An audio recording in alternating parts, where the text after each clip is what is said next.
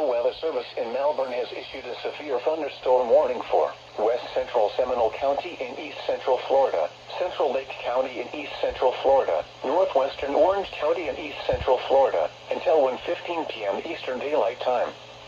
At 12:45 p.m. Eastern Daylight Time, a severe thunderstorm was located over Zellwood, moving northwest at 40 miles per hour. Hazard, 60 miles per hour wind gusts. Source, radar indicated. Impact, expects damage to roofs, siding, and trees. Locations impacted include Apopka, Ocoee, Winter Garden, Leesburg, and Eustis.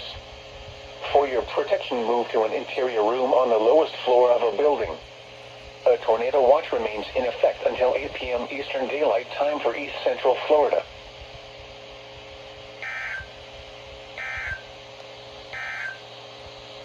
Serving Orlando